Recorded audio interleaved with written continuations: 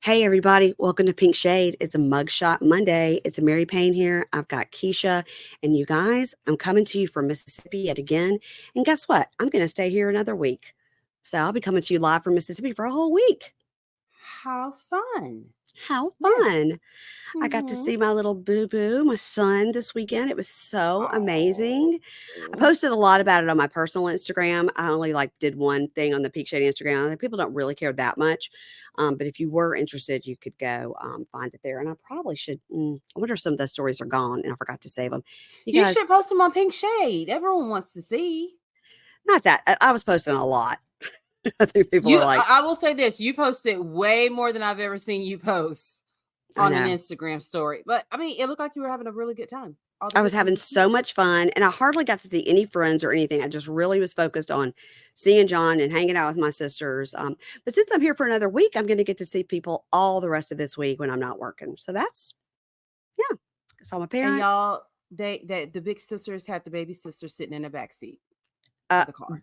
Both ways. On the way home, I was like, they didn't even ask me. They didn't say, "Do you want to sit in the front?" Sometimes they ask, but no, now they just get in the front and shut the door. Get your ass in the back. You get in the back seat where you belong. When I was little, they would put me in the back window or the floorboard so that they had more room to stretch out. Yeah. Wow. And that's how people don't realize that is how we used to ride in cars. There was no car seats and all. Like that stuff now is insane. The car seats and all that. It's just yeah, we had all 3 kids this weekend and I was like, I can't even get the baby's arm out the damn thing because they're so tight now. Yes. It's crazy. Yes. But how do you do with 3 car seats? You have to have a huge car to do 3 car seats. Or is one not in a car seat? Yeah. No. We had Vivi and her brother. We went and picked them up and brought them back to the house. And when we dropped them off, Mila stayed here. Thank God she did not ask to go. Okay. That would have been, but on the flip side of that, Skylar did go with us to drop them back off. So my ass had to sit in between both the car seats. Had I been 1 pound heavier, it wouldn't have worked. It would no not no seatbelt on. No seatbelt on you. No, I had no seatbelt on. Like if something happened, I was a goner. Yes, but also you were so tight between those seats that maybe you wouldn't have moved. Yes, I was just like, I cannot even believe this, but whatever. But yeah, it's crazy. Oh, that seatbelt stuff. But yes. It is. It's not back in our day. It's just good luck. Get in the back seat of a pickup. Get in the back cab of the back part of a pickup truck. Yeah, and we'll go 2 hours, 2 hours down the road on the highway. You're fine. Yeah. These people have no idea. I'm almost like, we didn't have a car seat for you. Like, what? No, you sat in the front seat by us, or you sat in the middle of us, or whatever. I'm like, because y'all didn't give a fuck about children in the 70s. We already know that. Smoke and blow it right on. Lead and everything. Yeah. And they wonder why we're all in therapy. And yeah, my mom will say all the time. I'm like, Mom, you smoked and drank while you were pregnant with all 3 of us. She's like, you're all fine. You're all fine. I'm like, are we? It's questionable. It's questionable. That's funny. Well, this was a good episode of Love After Lockup, I thought. I thought it was good. And I do have one offender in WIG court when we get there. We have not pre-discussed it to say who it is. No, we have not. But I think a lot of people had WIG court for this person. Yeah, bless her heart. And also, not WIG court, but could have been WIG court, but because it's such an improvement, we can't do WIG court, was Shant.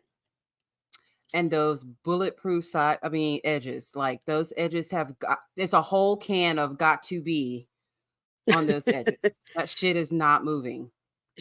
But because she looks so much better, we will allow it.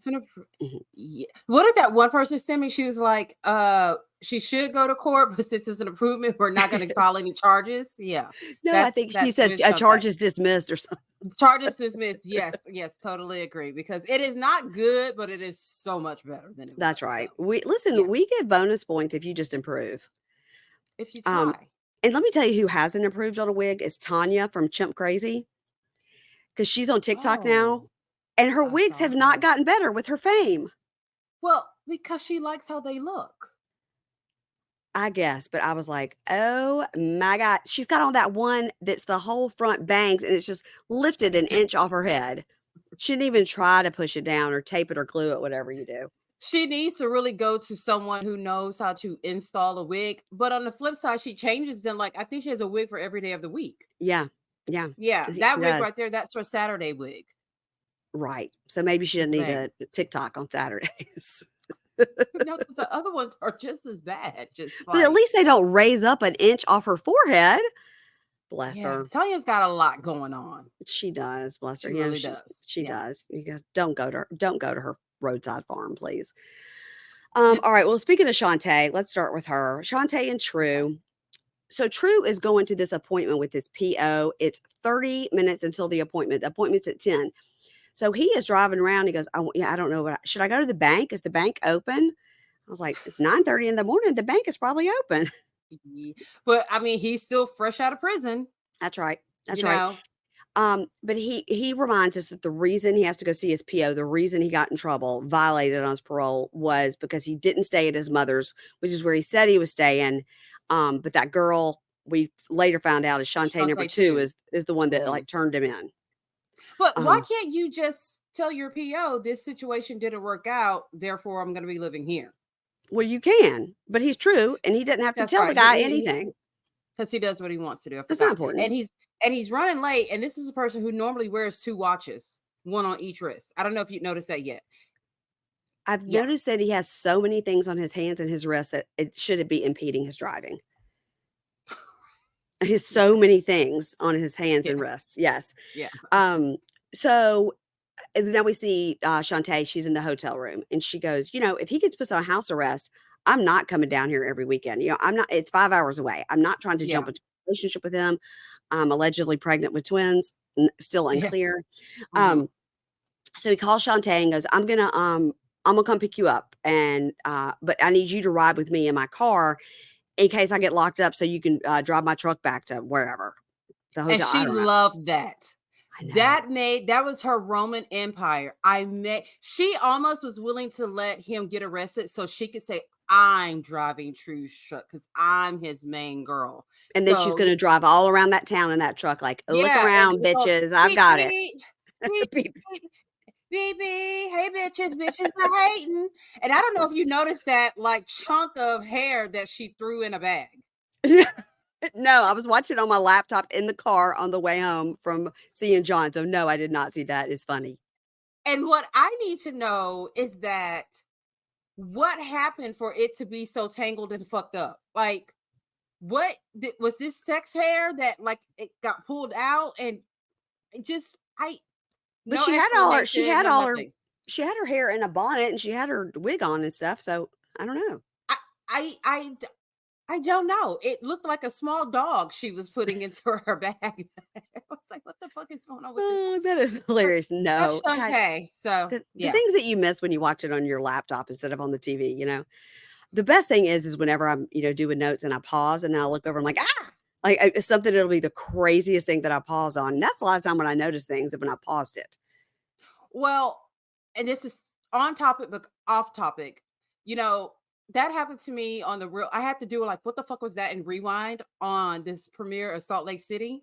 Yeah. When that lady, I was like, wait, was that one leg? I don't know if you remember that. Yeah, there's a woman with like it's not a prosthetic leg, but it's like the leg with the bars. Yeah, it's like a metal prosthetic leg. Yeah. Yeah. I was like, wait, hold on. Rewind. I was like, was that? Yeah, and it was. Yeah.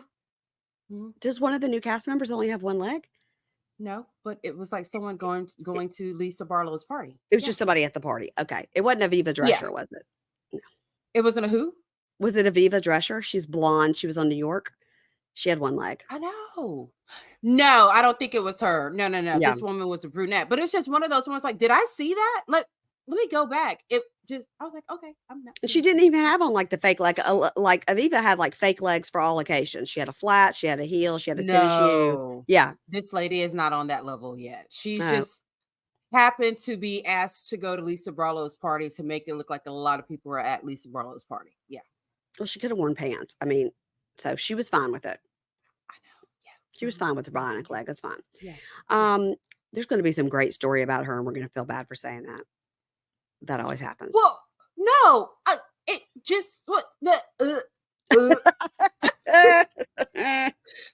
I'm trying to figure out a way to say it correctly. It's nothing wrong with the leg. It was just shocking. Yes. Because it just went quick. And I'm like, well, am I seeing things? And no, there was a lot of questionable people there at the party. I'll say that. Yeah. We're going to unpack that at some point. So we just started. So we got a long season to go. Yeah. Okay. So it is 9:58. His appointment is at 10. And they are not there. And she's like, oh, you're always late for everything. He goes, I'm not, though. I'm not late to this. Yes, you are. You drove up to the parking lot at 10. So you are, in fact, late because you were not at your appointment at 10. You drove into the parking lot at 10. There's a lot of people who view it that way as well. Like parking lot time is not, I clocked in for work, let the time card start going in.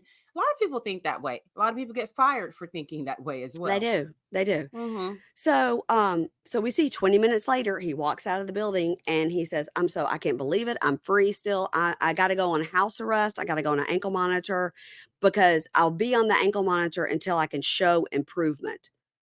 And they say, where are you going to do house arrest? He goes, oh, at my friend's house, Pepper.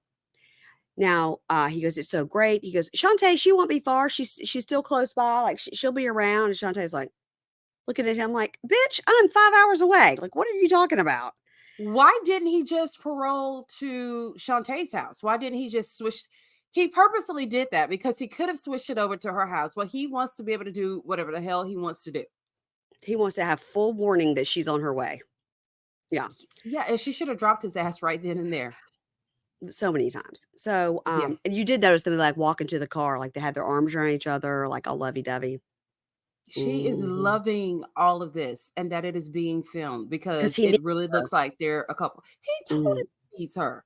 She's too stupid to realize it though. Yeah. Oh, well. So in the talking head, she says, True could have paroled to my house, but he never put my address down. So if he's on house arrest for 2 years, to me, it's the same as if he's in prison. They're 5 hours apart. So depending on how long he's on house arrest, like, I don't know. But so when we saw last season, she and the mom had a fight because the mom was like, he's paroling to my house. And Shantae's like, no, he put my house down. He never put her information down. Never. No, he wants to be footloose and fancy free. And Shantae thought this whole... Yeah, she's so stupid. It's like, how else can he prove that he is not ready to be in a committed relationship with you? I don't know. As soon as I had the babies, I would be like, dropping them off. Here you go. You can have them for your week and bring them back because that's just, he's avoiding responsibility. So now his sister-in-law calls and her name is Kells. And I imagine Kellz is not her God-given name, but she's Kells. And she calls and he's like, we're going to eat if you want to come. And Shantae's like, what? He goes, well, you should meet her. So then I hate that. I hate when God, my husband does that. And I'm like, to me. What the fuck? I'm like, I don't feel like talking. I don't feel like being around anyone.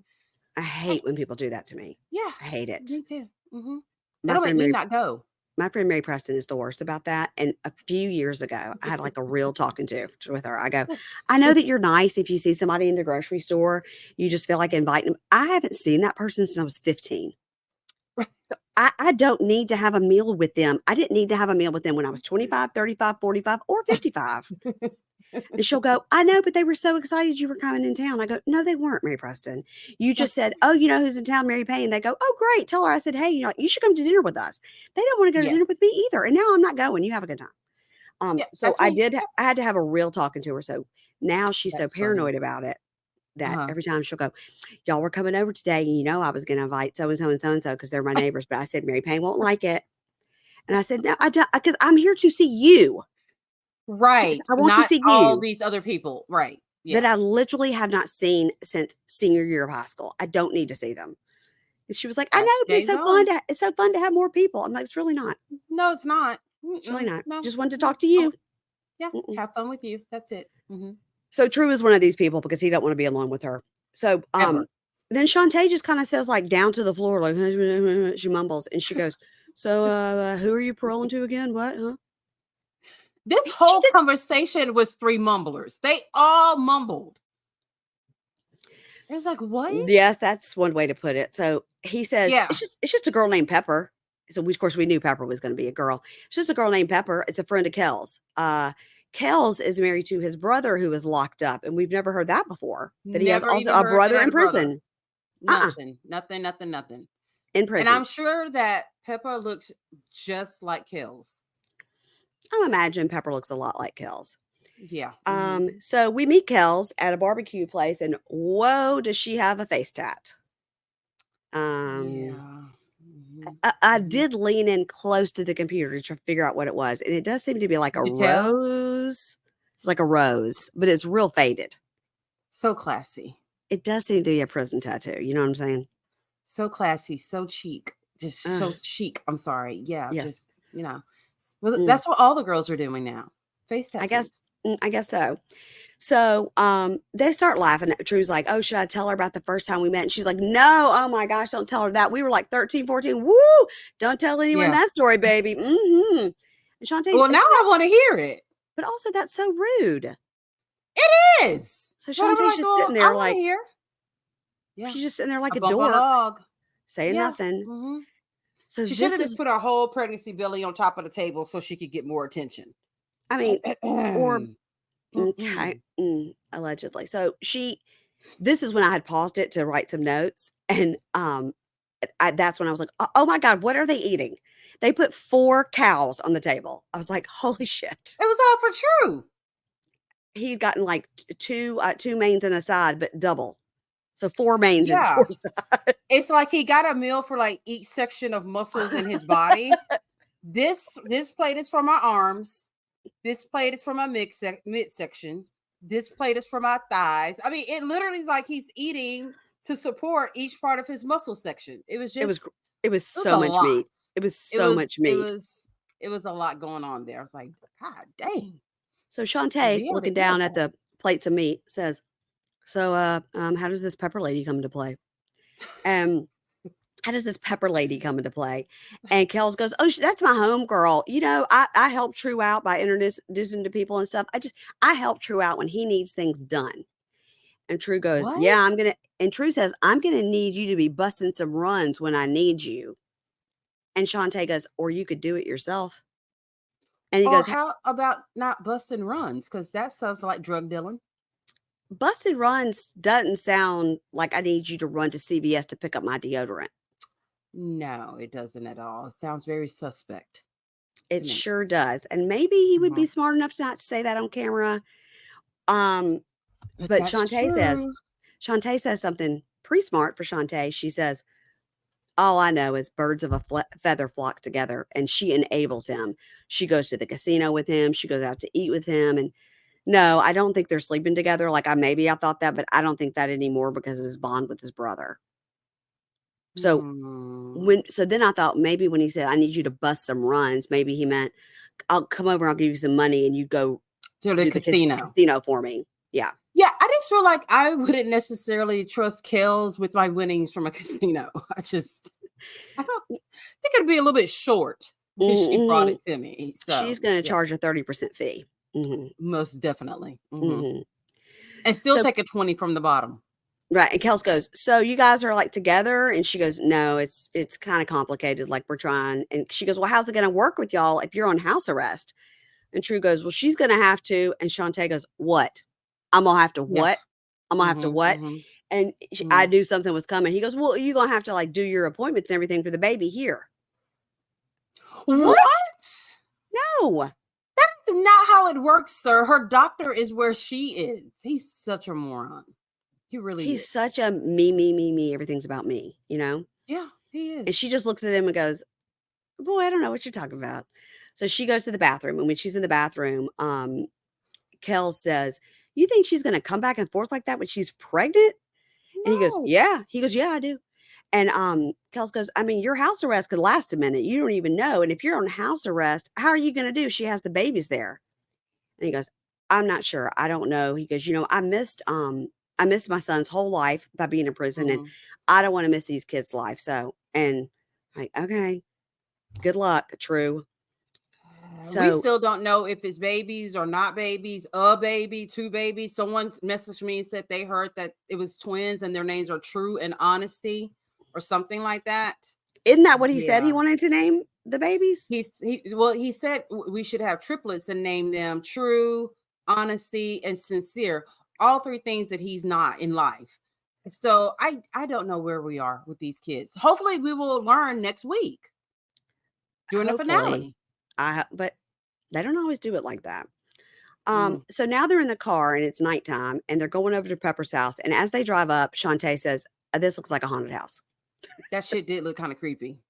I mean, and the way that they were shooting it up from the ground was so damn funny. I was like, oh my God, I love these editors. Y'all, I don't know how it is at your house, but at my house, every week, there's a never-ending list of projects to get done. And we're always like, yep, we're going to get to it. We're going to get to it. Oh my gosh, next week, we're going to get that screen fixed on Anna's window. But we never get around to it.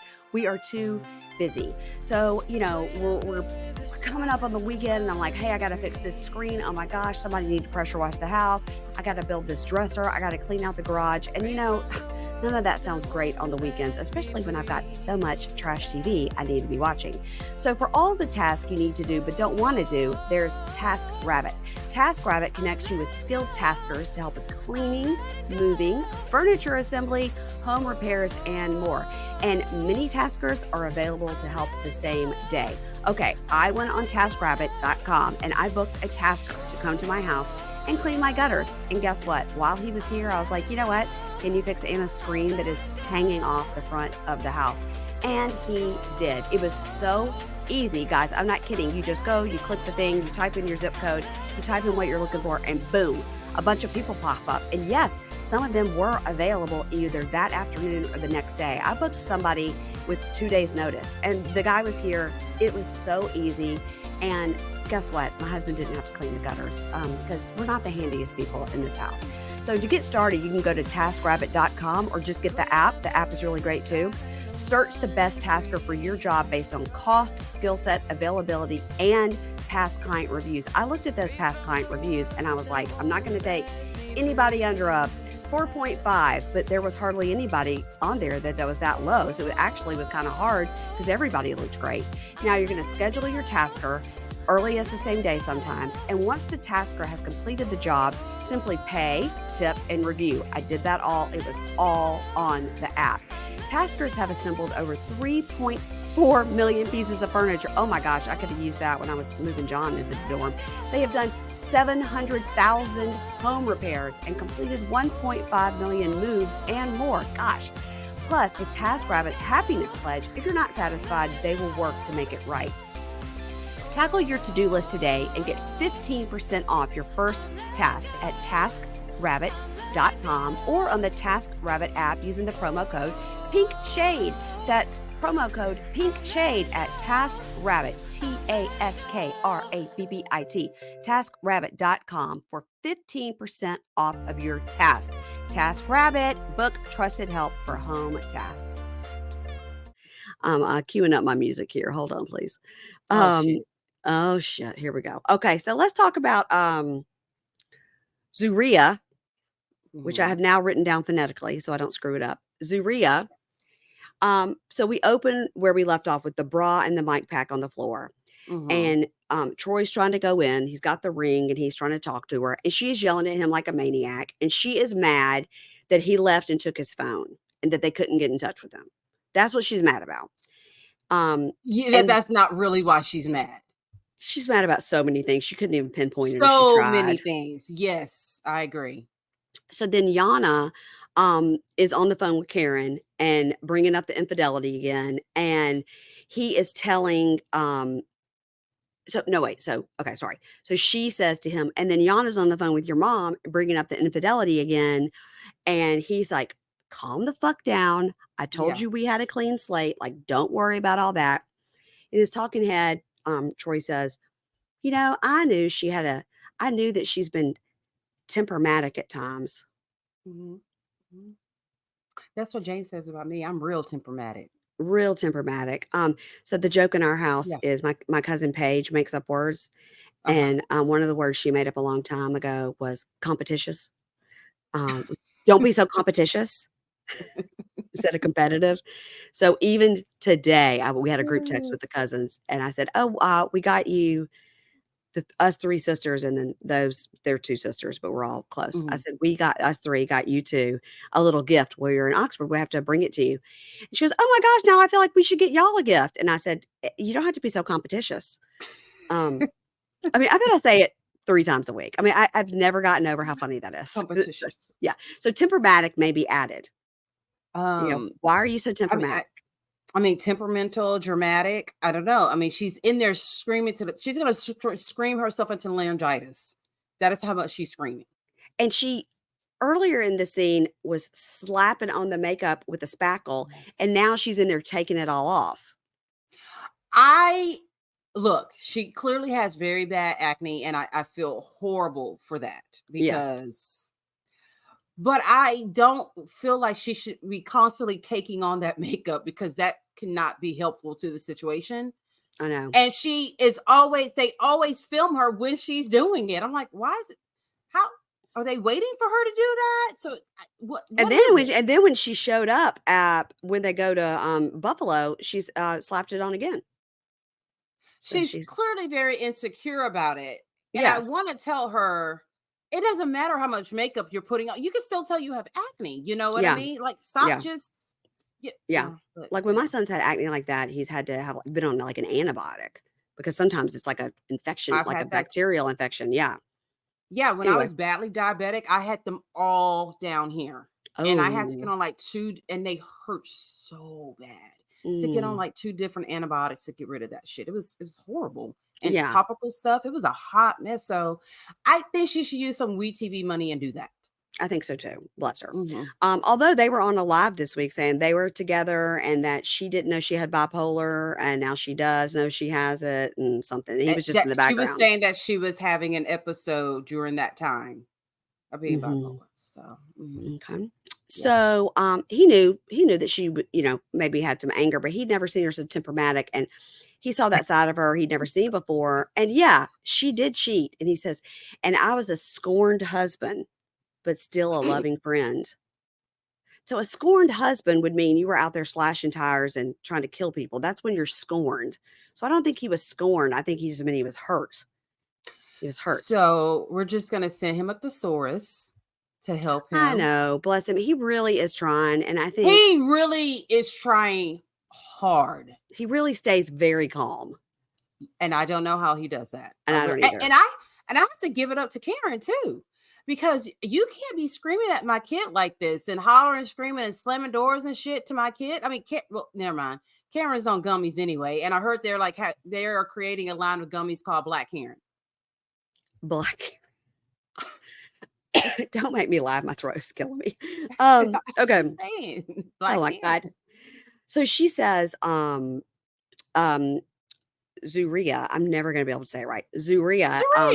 Zeruiah. I know. I'm so used to saying it the other way, but now I've trained myself to say Zeruiah. So she says, the one thing I can't take is this bullshit with the baby mama. Like, that's the one thing I can't take. And he says, just put your ring on. I'm not going anywhere. Just put he's being so sweet with her. Yes, and I think he's like, what the hell just happened? So he's scared too. He's a little scared because he's got these 2 crazy bitches in here. Yes, he does. And he apologizes for leaving, and they're like in the kitchen, and she's getting some water to calm herself down. And he says, put your ring on your finger. I don't want you to take it off. And she says, in her talking head, she's like, he's trying to downplay my feelings and he doesn't understand me. That's how she feels.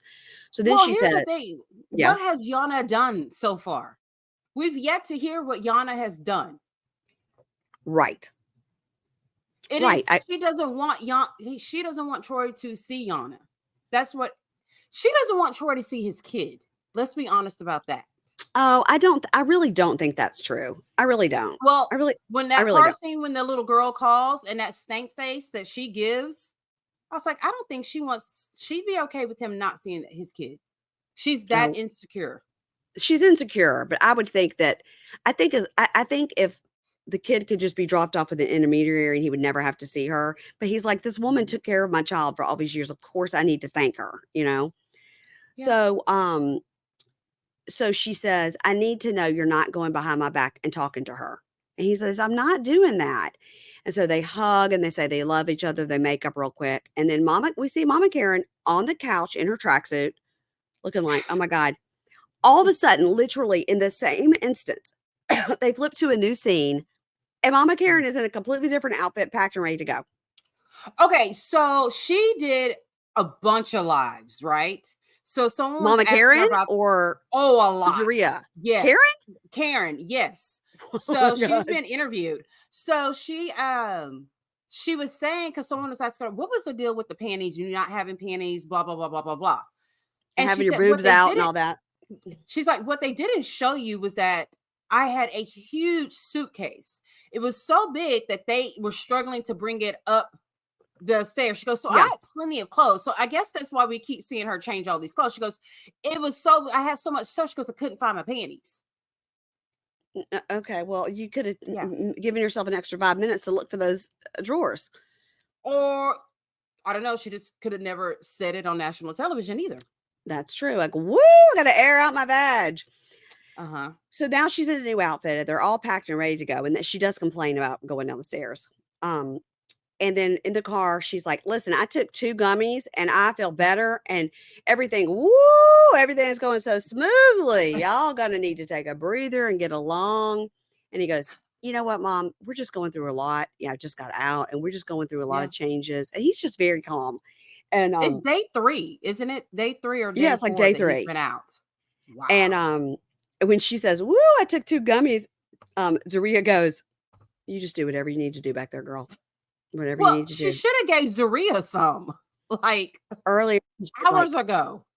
Hours. Yeah. And then Karen goes, don't y'all want to get to your 15-year anniversary so people can give you money and stuff? What? Why 15 years? Because they've already been married 5? Like, I don't understand. I guess it's high Karen talking. It's Black Karen. Who knows? It's Black Karen gummies. Yeah, Black Karen gummies. Yeah. I may have to try those. Like, okay. I mean, Keisha.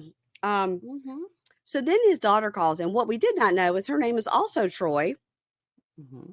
Troii. Now, it looks like troll. It looks like troll. It does indeed. So I think if you're going to try to say Troy for a girl's name, Troye would be cute. Troi would be okay. But why the extra I? It looks like troll. To be extra. But to just be extra. It doesn't work. Yeah. It didn't work. I was like, oh, wow. Is that? Okay. You know, WIG TV could have done a better job. They should have just made 2 huge dots over the eyes. Yes. So clear that they were eyes, but they wanted it to look like troll. Yeah. So her name is Troy, and that's cute. I mean, Troy is a cute name for a little girl. I think it's cute. So too. Yeah. And they call her Baby Troy. Baby Troy. And so it's like, are you excited to see me? She's like, yes, I'm so excited to see you. Yeah. So now Zaria is in a puke pea green leather puffer jacket that would literally look good on no one. There's not one skin tone that would look good on. She dresses quite horribly. She has on an orange half-cut bodysuit underneath that. She seems to like those shirts that look like a bodysuit that is unbuttoned. Because that's what they look like. Yeah, it's like flaps in the front and the back. Yeah, that's her thing. Like, I don't like it. Orange and pea green. Wow. So, so then his talking head, he cries and he says, you know, I misses my daughter. She's 7 now. I have missed 7 years of her life and I'm going to do. I provided when and where I could when I was gone, but I was locked up. I can't get those 7 years back of time. And I want to be a good dad. And I want her to know she can come to me for anything. I'm her dad, which was really cute. Yeah. Yes. Which was really cute. So now they arrive at the house. And they arrive at the house and we've got lots of people there. But the most important thing we need to know about this is... Hear ye, hear ye. WIG Court is now in session. The Honorable Judge Keisha presiding. All right. WIG Court is now in session. You and your wigs may now be seated. Okay. We've got WIG Court and it's Sister Jackie. Now, Jackie was dressed very nicely and was that is your opinion. I thought she was dressed very well. I mean, I thought she looked like she might be going to her secretarial job, but she was dressed very nicely. She didn't look like she was dressed for a barbecue, but she was dressed nicely. It wasn't a barbecue.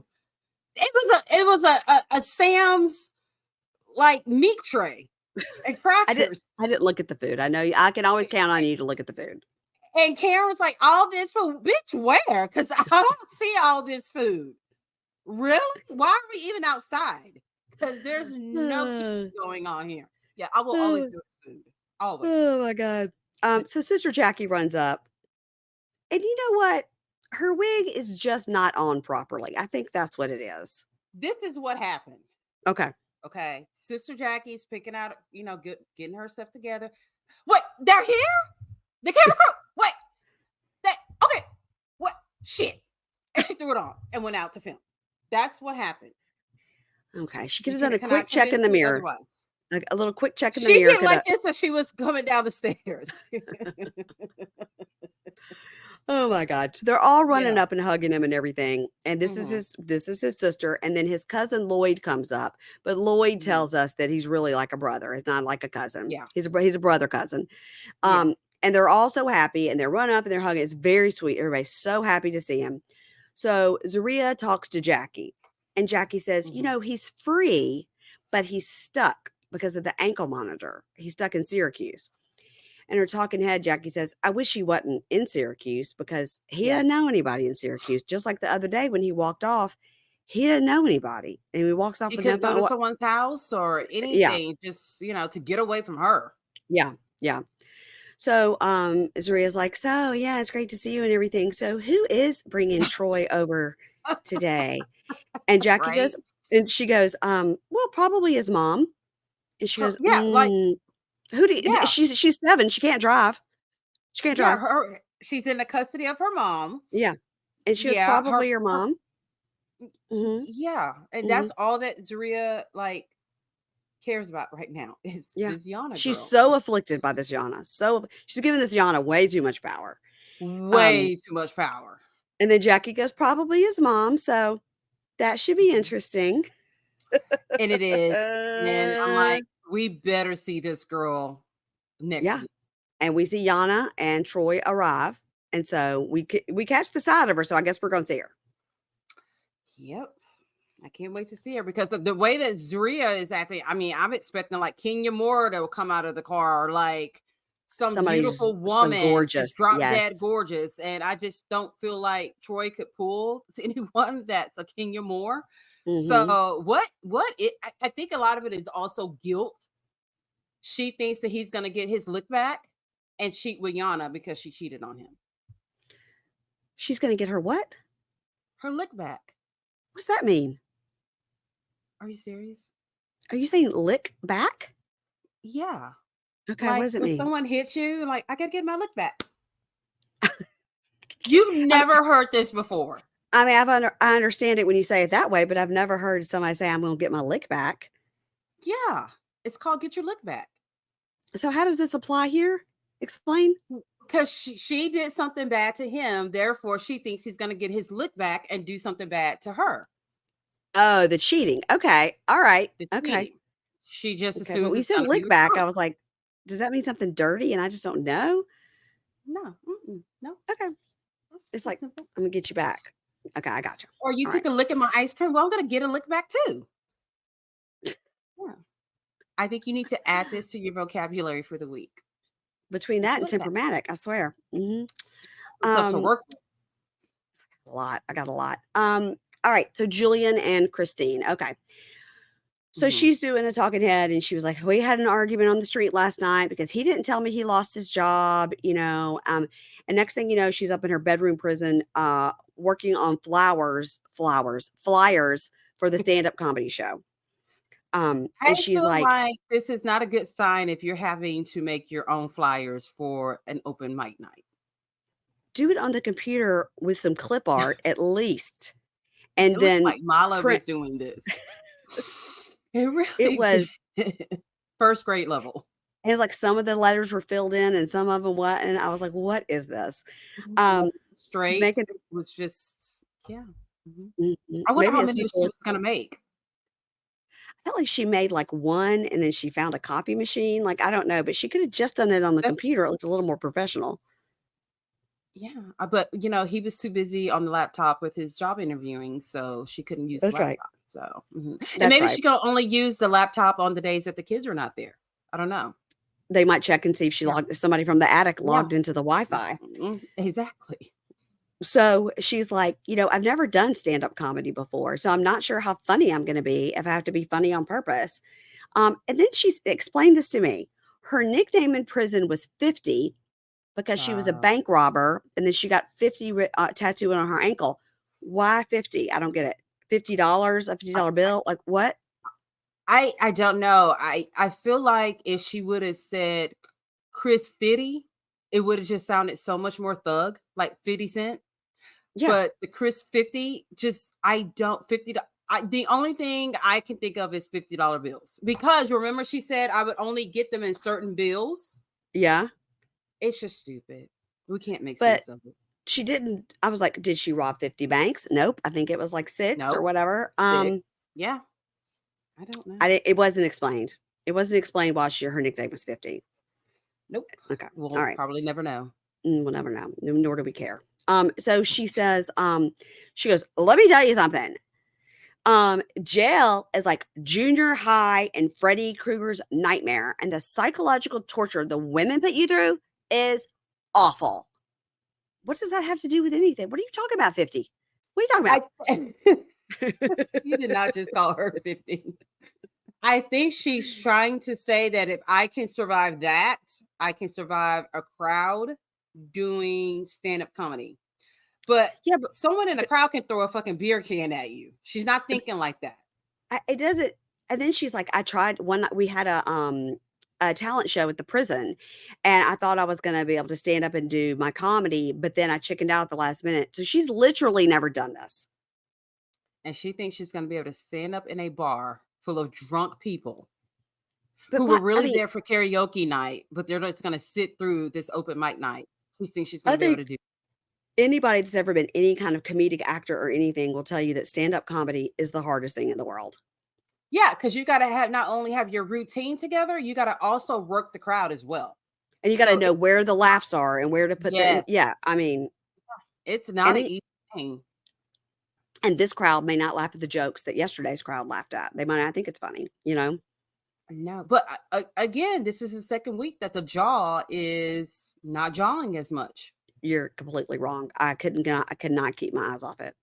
I could not keep my eyes off it. It was bad. And you were really lucky. I just didn't do that. Jail is like junior high and Freddy Krueger's nightmare without moving my jaw. Because I was very tempted to do the full imitation and I didn't because that's wrong. That's wrong. And I shouldn't do it. It's wrong. We're going to choose this week, y'all, not to be wrong. But next week, we'll be right back to being wrong because it's the season finale. Maybe next week we'll find out what's wrong. Maybe next week she'll tell us. Are they on life after Lockup? I feel like they are. Are they? So maybe it'll come out then. I can't remember who's on it. I can't remember. So she says, naturally she's just been funny her whole life. She's just done comedy and been funny her whole life. Childhood trauma can make you funny as a coping mechanism. All right. Okay. Now we see him. He's doing a job interview in the den. They keep showing us that he's in like a suit on the top and shorts on the bottom. I think that they think that's really funny, but I'm like, it was maybe funny the first time, but we get it. Because people do that all the time. So it's not funny. Why? It's not fun. Like, why would we think he'd be in a full suit? He'd be stupid if he was. Hey, that would be more funny. So he yells up and it was like, hey, I'm done. You can come down from the attic. She shows him clear. The first grade flyer that she's made. And she goes, here's my flyer for the open mic night. And he goes, I don't know if this is the right time for you to be doing this. And all this, to me, this felt fake. He says, sorry, guys, it's night. I'm yawning. I apologize. He says, I don't know if this is the right time. Like, we have all this financial stuff. Like, I thought maybe you could work extra shifts and we have restitution and child support. And she goes, what are you talking about? It's one night. It doesn't cost any money. It's free. And she was like, "You're not being supportive." And he says, "You know, I never get to do anything I want to do. Like I'm stuck in the attic 2 full days a week. And I feel like I'm being restricted. And you're not being supportive." He's like, "I mean, I just lost my job." And of course he says, I'm thinking about 2 months ahead. If we don't have rent and we can't pay for the cars and we can't buy food, I'm thinking 2 Right. months ahead, and every shift of hers is going to help until I find a job. And she's thinking about, she just wants to do this, and she's impulsive and she lives in the moment. And I also think in a way he's trying to tell her, you're not funny, bitch. You don't need to be on that stage. Yes. No. And this could like trigger her. Like, what if she gets booed or something and she wants to Yeah. go use? Or people are like, "What There's the fuck is a- wrong with your mouth?" Unless she chooses to make that part of the act. Now that shit would be funny.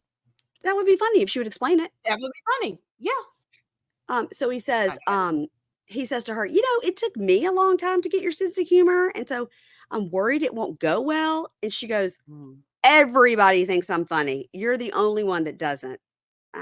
I don't think she's Mary funny. Payne. How many Right. episodes have we had? Like what? 9. 7? Nothing funny from her. She Nothing. thinks you can tell she thinks she's funny. And she's like, "Give it to me raw dog," and all that. Like, you can tell she thinks she's funny. Yeah, that's Yeah. fine but you have to make other people think you're funny in order to do any kind of comedy. I know. Anything. So in his talking head, geez. honestly, I do worry if it doesn't go well that she's going to relapse, because it'd be very triggering to have people not like her. And then he tells her, he goes, "I'm going to try to come to your show. I really am going to try." And she was like, "That'll really hurt my feelings if you don't." So he doesn't have a job. What else is he doing? Maybe he's like downstairs in the regular part of the house with the kids. So what's she going to do if her comedy show is on one of the nights the kids are there? She'll have to climb out the window from the third floor. That is true. Oh, she's gonna be like Mark from Inmate to Roommate with the fucking rope ladder. I had to get up here. Oh, I gotta get up here. Yeah. I Oh didn't my think God. about that. So in his talking head, he says the thing about the relapse. So now we see her getting ready for her show, and she's very nervous. She says, "I'm very nervous about this." Then And we she see the looks flyer. cute. She looked cute. We see the flyer She that looks she cute. made. Convict comedy with Chris. Ugh.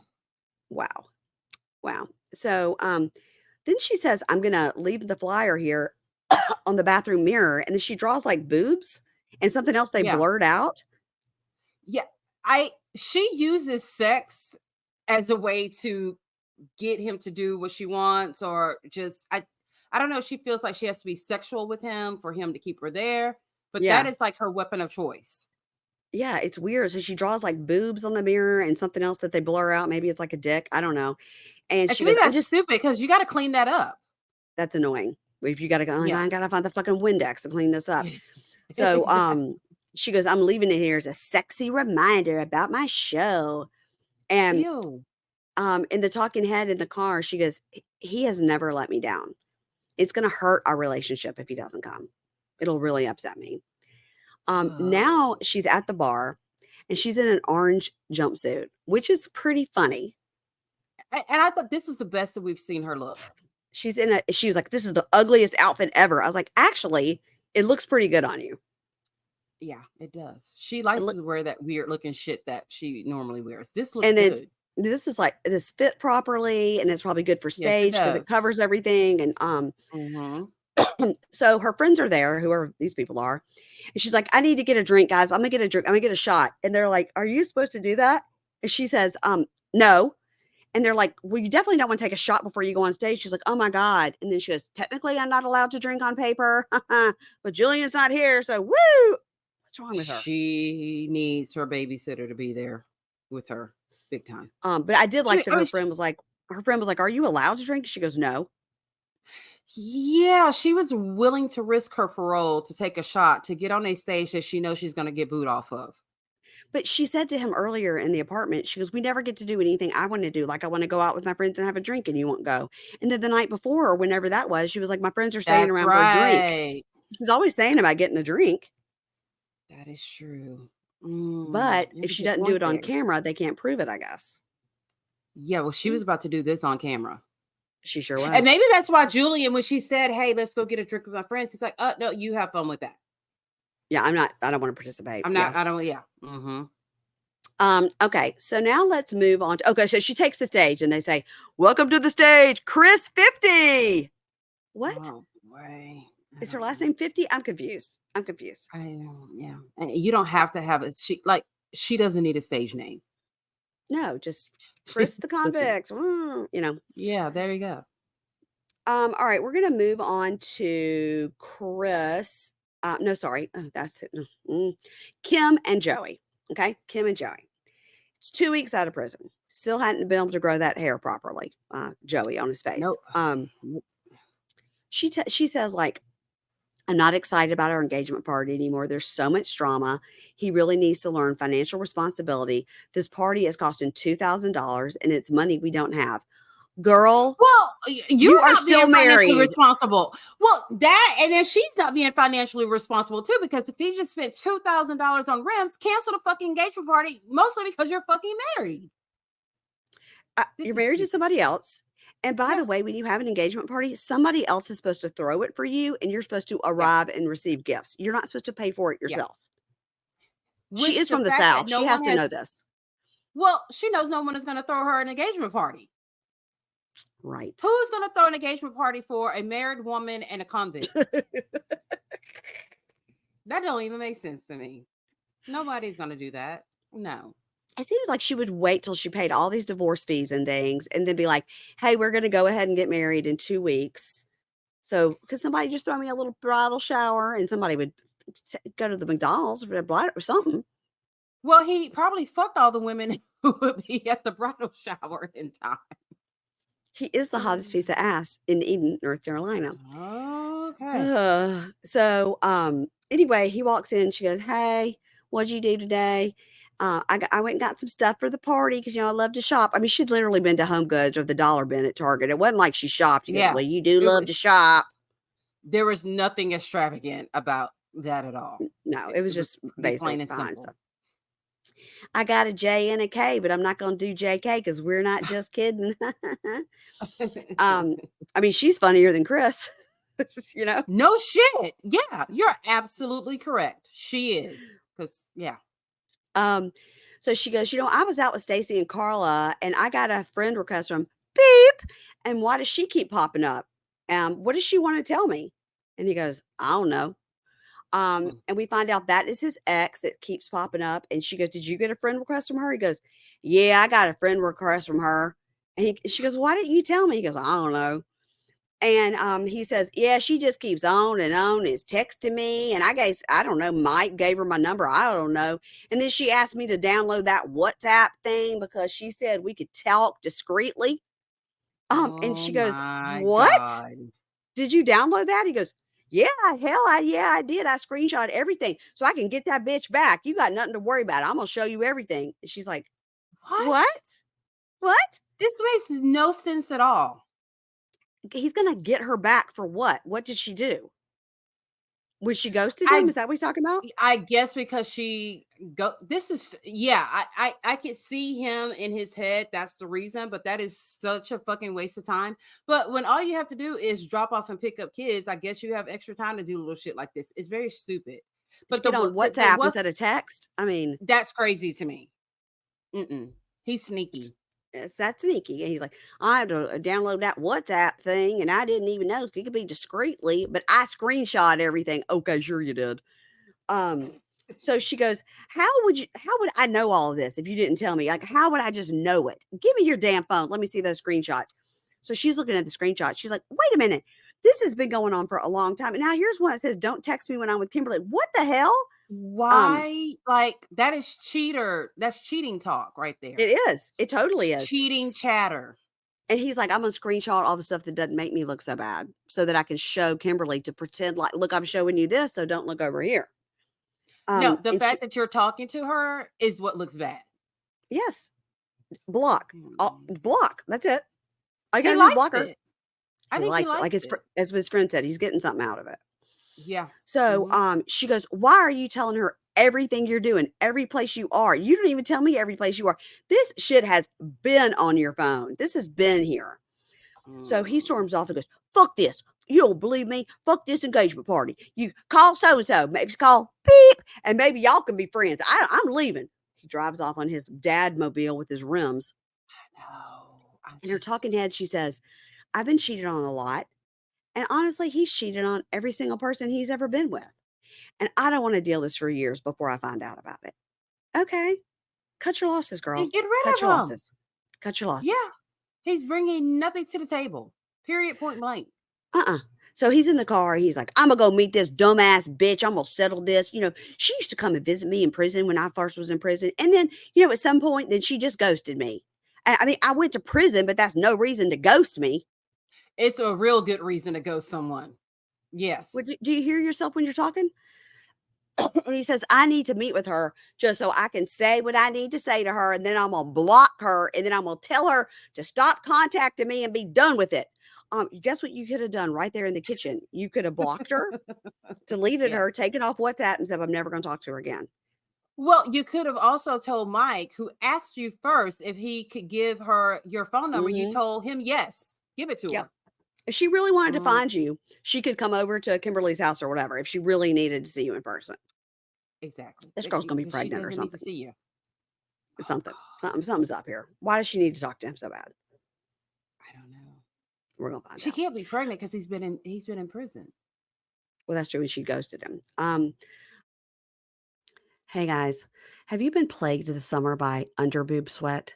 Yeah, I have. You need to listen up because I am about to turn you on to one of my absolute favorite products. It's Lumi's Whole Body Deodorant Stick. It's a whole body deodorant stick. Lumi is seriously safe to use anywhere on your body. Okay, you can use it in your armpits. You can use it between your thighs. You can use it on your belly button. You can use it in your butt crack. And you can use it under your boobs. And even on your feet. Oh my gosh. This was created by an OBGYN who saw firsthand how normal BO was being misdiagnosed and mistreated. It is clinically proven to block odor all day and control odor for up to 72 hours. I can't recommend it enough. Now, are you ready to make the upgrade to Lumi? This is a special offer, okay? New customers will get 15% off of all Lumi products with our exclusive code and link. Use code PINKSHADE at LumiDeodorant.com, okay? LumiDeodorant.com, and the code is PINKSHADE. Lumi's starter pack is a perfect thing to get for new customers because it comes with a solid stick deodorant, a cream tube deodorant, 2 free products of your choice, like a mini body wash or the deodorant wipes. The deodorant wipes are also amazing. And free shipping. As a special offer for our listeners, new customers get 15% off all Lumi products with our exclusive code PINKSHADE. And if you combine the 15% off with the already discounted starter pack, that equals over 40% off their starter pack. What are you waiting for? This is like a no-brainer. Use code PINKSHADE for 15% off your first purchase at LumiDeodorant.com. That's code PINKSHADE at LumiDeodorant.com. And thank me later. This episode is brought to you by iRestore, the clinically proven advanced hair growth system designed for women who want to say goodbye to thinning hair and hello to volume. Y'all, we talk so much about hair on this podcast, and the Facebook group is full of ladies chatting about their hair. And it seems a lot of us are riding that hair struggle bus. Like, do your shower walls have enough hair on them that you could build a wig that we would then talk about on Wig Court? Mine is. So if you're tired of dealing with thinning hair or hair loss, listen up. The iRestore Elite is the most powerful device on the market, packed with 500 lasers and LEDs to provide maximum scalp coverage to help you grow thicker, longer, healthier hair.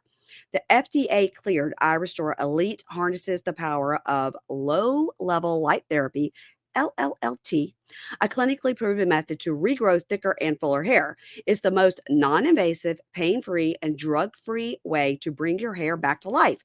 The combination of 500 lasers, that's a lot of lasers, 500 lasers and LEDs ensures that every inch of your scalp receives the light energy needed to stimulate cellular activity, boost blood flow, and reduce inflammation. Those are all crucial elements in reversing your hair loss.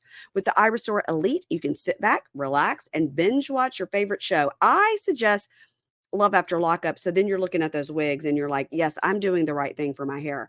The iRestore Elite will work its science-based magic on your scalp. You're going to grow thicker, healthier hair naturally with visible results in just 3 months.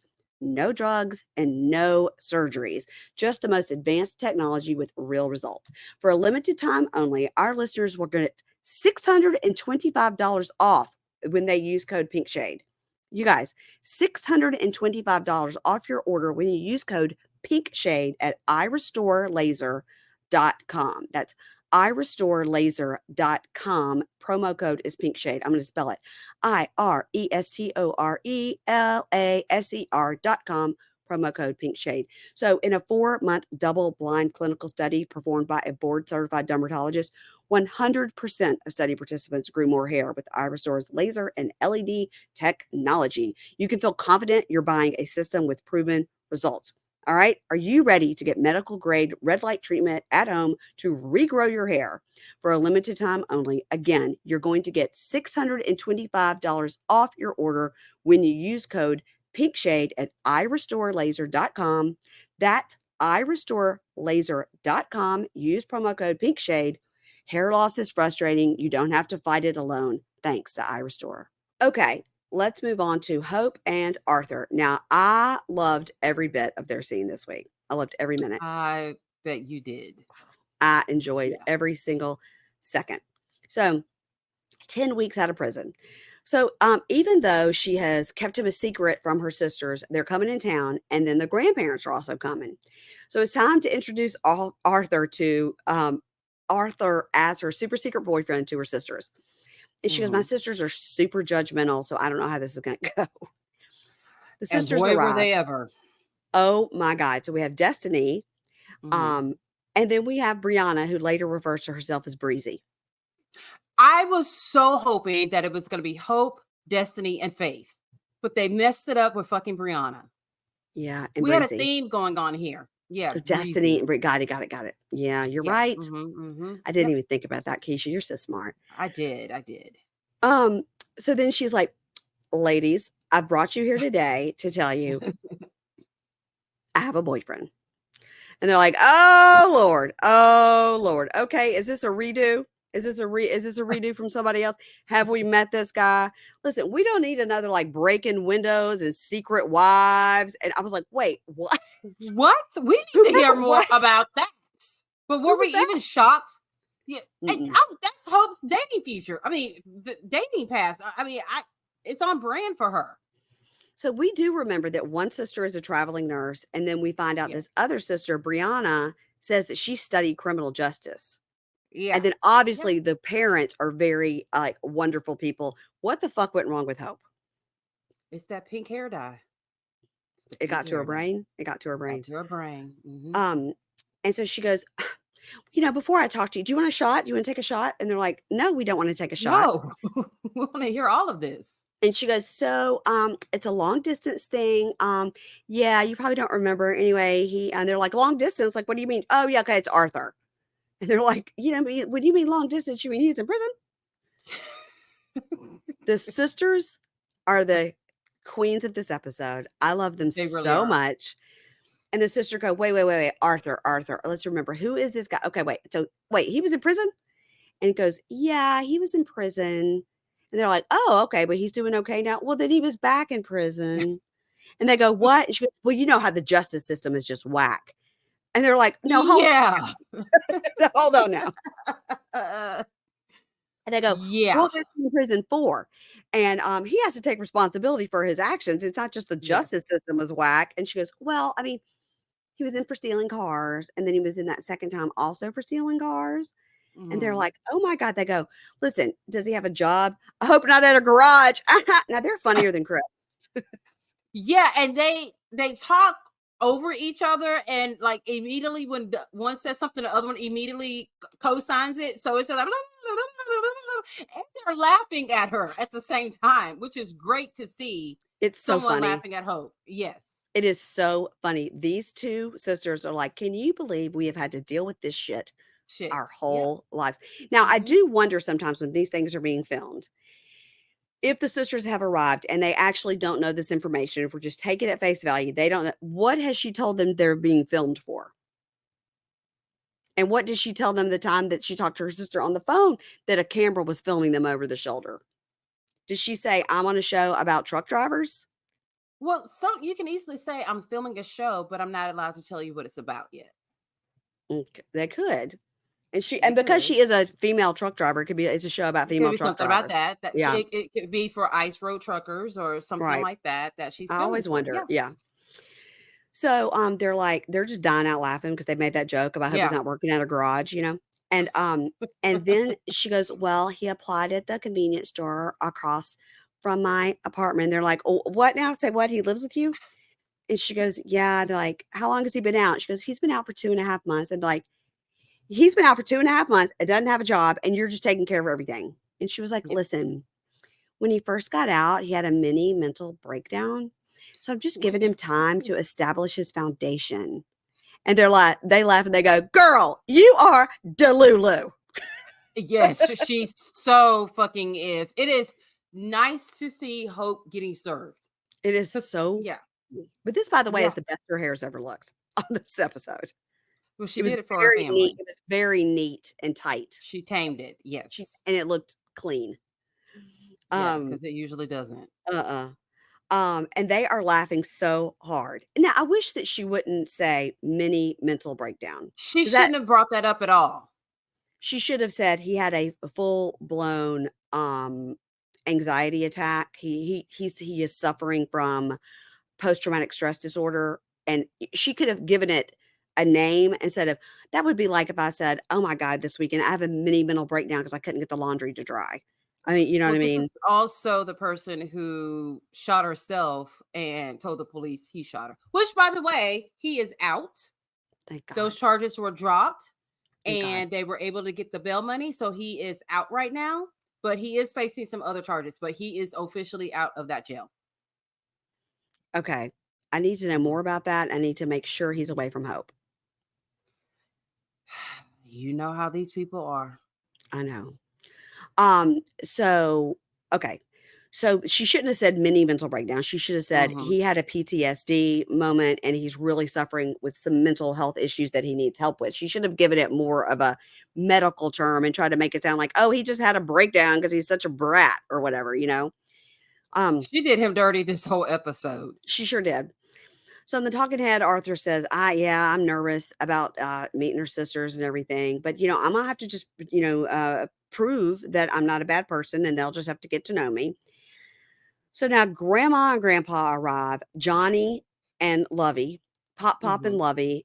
They are the cutest grandparents. Yes, they are. It's like, how did Hope come from these people? Look at her sisters. Look at her grandparents. Look at her. Yeah. What happened? It's always that one kid. I know. And for a while in my family, it was probably me, but I'm okay now. And so, they're so cute. She's such a grandma. She's got her little gray curls. So cute. So Hope goes, anyway, so I just wanted to tell y'all something. And the sisters are over there like the evil stepsisters from Cinderella. Yes, they are high-fiving. They are laughing and falling all over each other. They're like, listen to what Hope done did this time. I mean, it is so fucking funny. It is so funny. They cannot wait for the grandparents to hear this shit. She goes, anyway, I just want to let you guys know that I have a boyfriend. And they're like, great. And she goes, it's been long distance. And they're like, how'd you meet him then? She goes, he's from California. They're like, amazing. That's so great, Hope. And then he walks up as she's telling them this. And they've got that camera right where it needs to be on Pop's face. The look on Pop's face is, what the fuck is that? Is this man at this table to murder all of us? Is this our waiter? What the fuck is happening? Or teach us about Satan? We don't know. How? Yeah, because some of that stuff looks like a conjuring spell on his face. It is. Now that we know him and we know he's sweet, but oh my God. Yes, but how is it that Mary Payne, I would not have made it 5 minutes without saying, why do you have a triangle on your forehead? And why hasn't he told us? I don't know. I would not have sat through that dinner without asking. That would have been the first question after, what is your last name? Also, why do you have a triangle on your head? Tell us about your interesting tattoos.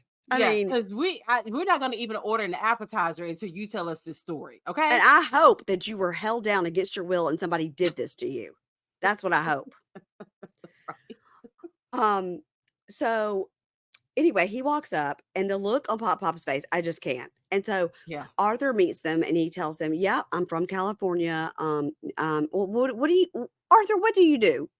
And he says, I'm an entrepreneur and I design men's clothing. And a men's clothes. Okay, interesting. Great.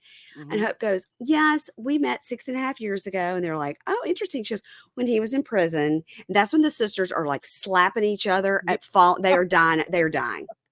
They are dying. And Pop goes, So explains the head tattoo. So right. What were you incarcerated for? What were you there for? And how long were you there? And so then he's trying to talk. And then one of the sisters says, okay, so my sister Hope is supporting you, but how are you supporting her? And he goes, well, I'm looking for work so I can help financially. But also I'm working on my designs, but I'm also just being there. Like we talk, I'm supportive with her. I want to work. I want to stay free. I don't want to go back to anything I ever did before. I never, ever want to go back to prison. And I also don't want your sister to shoot herself and then blame me for it. I don't want your sister to have a gun and then pretend to shoot herself. What? Okay. Yeah. And also we don't know how she affords his apartment. So Pop says, I was a correctional officer. And Arthur's like, well, somebody could have told me that shit before we walked in here. Yep. And he says, and Texas has no mercy. And then Breezy says, I went to school for criminal justice. And the big problem really is recidivism. And yeah, you're giving moral and mental support to Hope, but you need to give it to yourself. You need to do it for yourself. Yes. And Destiny says, we already heard you had a mental breakdown. What? I mean, that is that's personal information. She should have never told her sisters that, at least not this time around. That should have been a private conversation on the phone. It should have been like later on. He suffers from PTSD, an actual disorder, a health issue, instead of making it sound like he pitched a fit over not getting a parking space or something, you know? Yeah. And she goes, well, we already heard you had a mental breakdown. So what if you still don't have a job in 4 or 5 months? What will happen? What is your plan? And he goes, that did happen. And I would never hope to have to see that again. And I'm trying to not put so much on myself because that was the problem. So when I first got out, I was putting a lot on myself. And I think that's why some of these things happened. And they're like, right. But at the end of the day, you're a man and you want to provide. So that pressure is there. You are putting that pressure on yourself. And then the talking head, the sisters together go, look, it's important for us to know that Hope is being loved and provided for. And Breezy goes, let me tell you something. I am rooting for Hope and I am rooting for Arthur, but I am not rooting for Hope and Arthur together. We need these sisters on every episode. Yeah. Right. None of us are. So Arthur says to them, he goes, I've really enjoyed meeting all of you. And I really look forward to proving to you that I am what Hope needs. And they say, prove it to yourself. We're fine. You don't have to prove anything to us. We're good. At the end of the day, we're good. Prove it to you. Yeah. And so that was really, I think that was, first of all, that's a great point. It's like getting sober. You have to do it for yourself. You can't do it for anybody else. You have to do it for yourself. So that was good advice. They're like, you need to get yourself mentally better for you. And then Pop says, my best advice is to let the past be the past. Go on with your life. You're young. There's a whole lot of things you can still do. And I think you can make it if you just put forth the effort. And he says, thank you, sir. I really appreciate that. And then Hawking Eddie says, go immediately get a 3-for-1 Groupon for a tattoo removal. Yes. And so, and if it leaves a scar, that would just be a cool story that you could like say that you ran into an iron that was in the shape of a triangle. Yes. Something. A triangle. Yes. Get some bang. I don't know. Yeah. I'd rather him tell the story about the scar than walk around with that fucking triangle on his head. Me too. I would. Yeah, me too. Yeah. So he says, thank you, sir. He's very polite. And the Talking Eddie goes, I don't feel like Hope came to my defense at all. I felt like any minute she was going to jump in. and say something for me. He goes, but, I've had fights with my family over Hope, and I've defended her over and over, and she did not do the same. She didn't even try. Okay. Let's move on to our last two couples. We've got Leticia and Keith, who we're never going to meet, and Bianca and Daniel. All right. Leticia and Keith. Oh boy. Man, so, I tell you. So she sits down with Aunt Marcia to talk to the girls.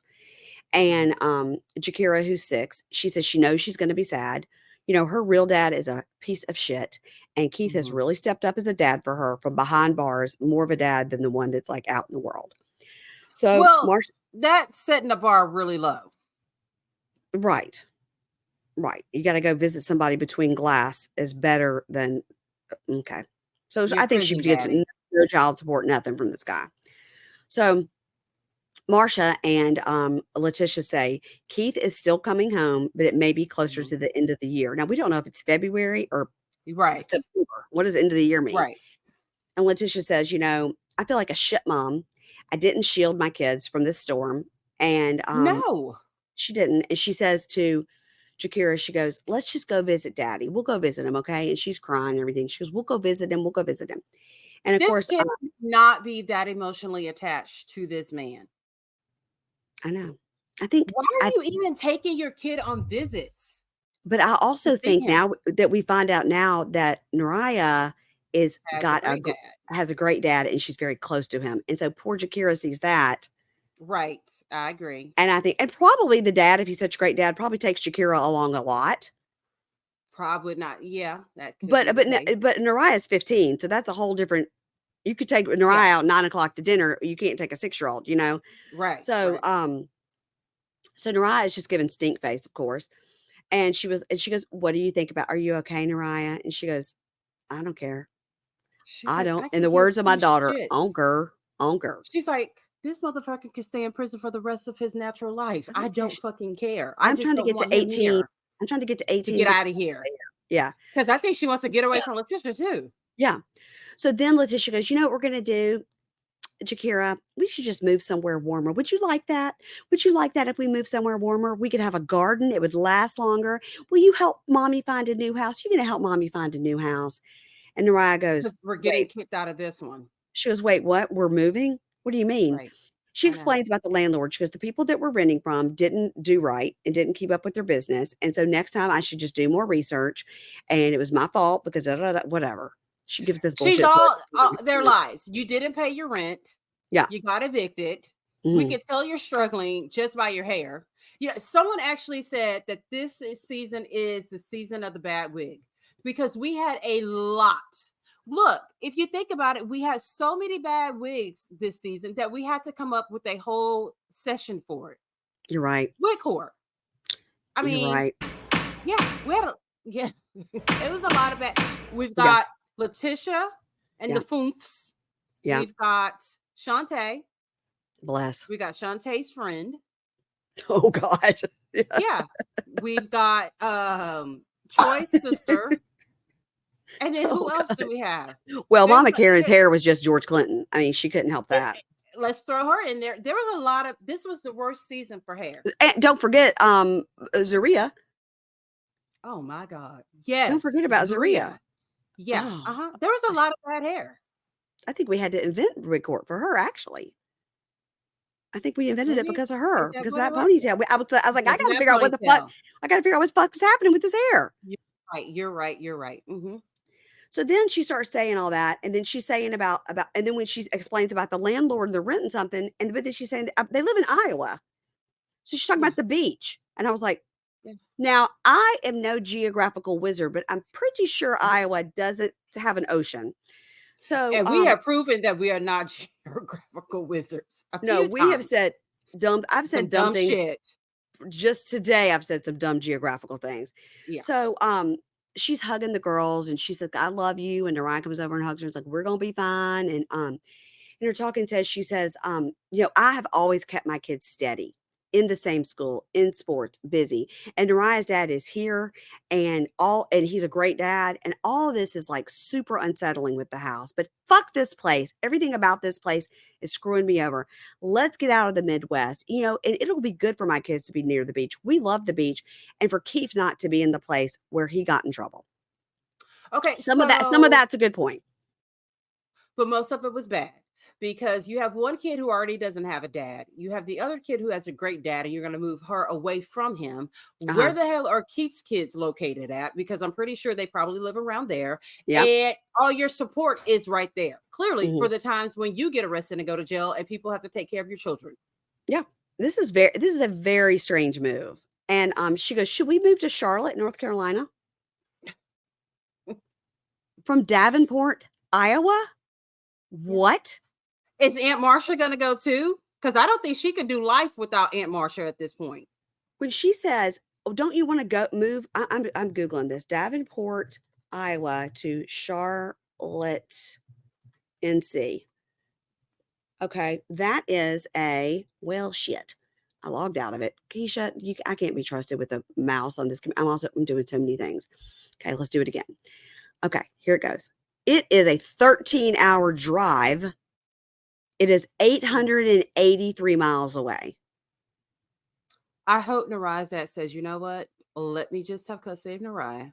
And you and your little prison family could go where the fuck y'all want to go. But I think you're not taking my kids. If they get another season, that will be the problem.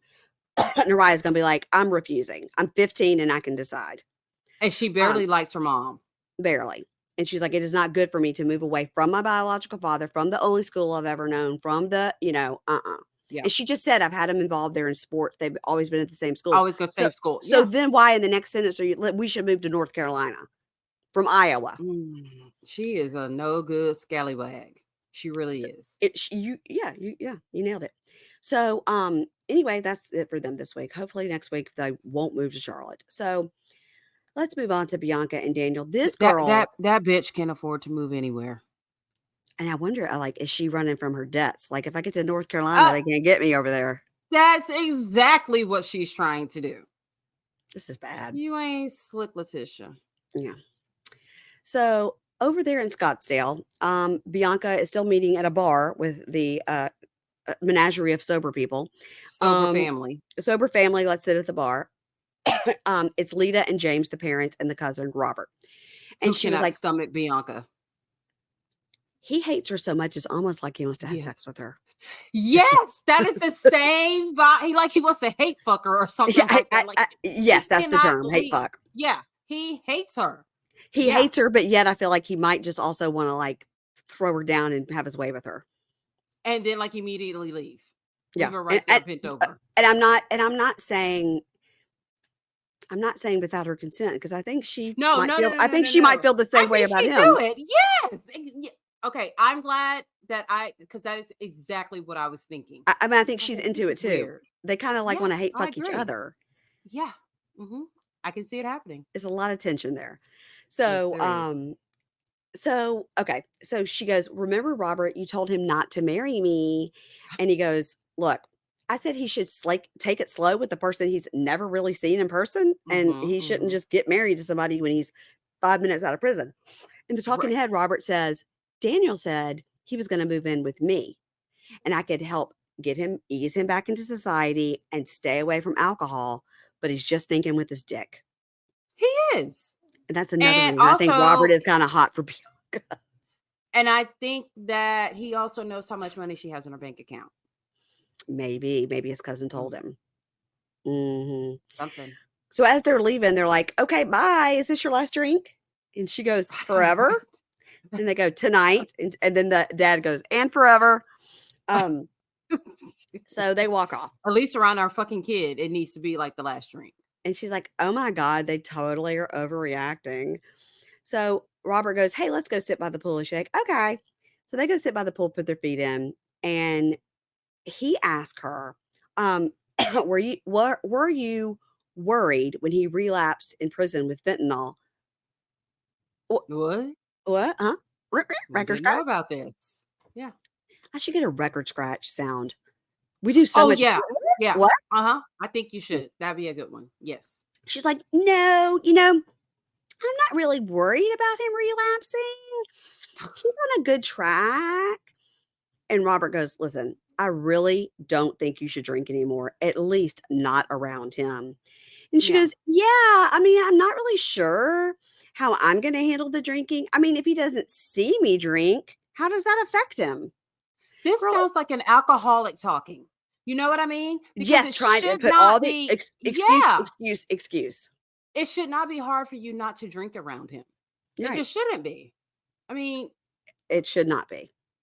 Yeah. But she really cannot wrap her brain around this, and is every time she's bucking it. Every time she's like, well, what if I did this, or what if I just did that? You know, she's not going to be a supportive partner. No, and so she says, you know, listen, when he was in prison, this is her talking head. She goes, I mean, when he was in prison, he just did fentanyl like on a whim. Like he didn't wake up one morning and so today I think I'm going to do fentanyl. You know, he was just hanging around the wrong people. That's how most people use drugs for the first time. You're just hanging around people. Also, he's in prison. So everybody there is a wrong people. Yeah. For her to say he's hanging around the wrong people, like he went up to the 7-Eleven and met some dudes. He's in prison. Every person is the wrong person. You dumb. They're not members of the Mormon Tabernacle Choir up in there. No. There's not. And she goes, and you know what? They should just leave me alone about the drinking. I'm like, okay, I get it. We have talked more about her drinking than we have anything else in any of their scenes. Because she does not get it. Now, Robert here, who does want to rage fuck her, says, I think Bianca has a problem with drinking. Yes. And she will end up breaking his parole rules and have drinks in the house. So now that's another thing we're finding out. He's definitely in prison for an aggravated DUI where somebody died. He definitely is not allowed to have alcohol in his home. She's going to fuck it up. She's going to fuck it up. And he's going to let her fuck it up for him. So today is the day Daniel's getting out of prison. She can't wait to kiss him and touch him and hold him and do life with him. She moved her whole entire life to be with him. And I know when I see him, I'll be nervous, but I know everything is going to work out just fine. And yeah, I'm trying to look good. Of course I am. So he would want to jump my bones. I mean, duh. But my first moments with him have to be spent with his family. Well, did you think the governor was going to be there or his fentanyl pusher would be there? Of course his fucking family is going to be there. And why didn't you wash your hair? He has two. Oily it was? She literally was like, I'm trying to look good for my man. And she has literally got a tube of chapstick. Chapstick. On her lips. That's it. And unwashed oily hair. And she is super young, so she doesn't have to do much to look good. So she goes, and I'm trying to find something to wear, but I only have sexy tops. I'm trying not to be too sexy in front of his parents. Girl, stop. This girl is so dumb. She's like, so dumb. She is like, what the word dumb, like, if you need an example, this is what dumb is. I'm not sure people really know what dumb is, but this is dumb. Everything about her. And she's done with money. Yeah. So now the parents and Robert are at the prison with another cousin. Her name is Sarah. She seems like a delight. She also seems like an enabler for Bianca. So I think Sarah has found a party friend, and she's thrilled that somebody in this family will have a drink with her. So in the talking head, mom goes, look, Bianca, she's a nice girl. She's sweet, but I think she's got a drinking problem. And I don't think it's going to end well. And I don't want to lose another son. And I stay up at night thinking about it. Let's remind everybody, she has lost another child to addiction. Yeah. Yep. So in the talking head, Sarah's like, oh my God, I never met Bianca in person. I'm so excited. She's so fun. We're going to be best friends. Oh my God. These two are hitting the bars right after Daniel gets out, right to the bars. And they're taking Daniel with them. They're not going to drop him off. They're not going to let him have his first meal with his parents. They're going to take him with them. We got to go to the club. You don't have to drink. It's your problem. So I know, right? Then they all chat about Sarah's fiance. Why isn't he here? And she's like, technically, Daniel's my fiance. And they're all like, what? And she goes, yes, you know that. We're fiancés. And Robert goes, you don't have a ring. She goes, yes, but he asked me to marry him. And he goes, but you're not engaged because you don't have a. What if he comes out and like gets right on his knee right in front of this prison and drops down and asks you to marry him? She goes, ew, I wouldn't want him to do that. Robert goes, I mean, you could, but I mean, I don't think you guys are really engaged. And she goes, why are you doing that? And Robert goes, I mean, it's just my opinion. And Sarah goes, why are you trying to stir shit up? He's like, because I want to rage fuck her. Just one good time. One good time before Daniel gets out. I can tell she wants me to. Yeah, she would totally go for it. Yeah, she's like, fine. Oh my God, just get it over with. So in his talking head, Robert goes, yeah, I'm hoping there's not any issues. I'm not hoping for it, but there's going to be issues. And Sarah's like, the cousin Sarah's like, stop. Why are you so negative? Let's go to the bar. Okay, next week on the season finale.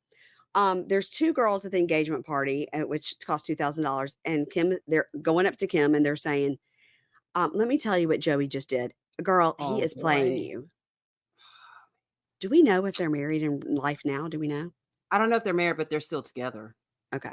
Well, I'm sure they're married because they're dummies. Well, we'll see because they'll be on Life After Lockup.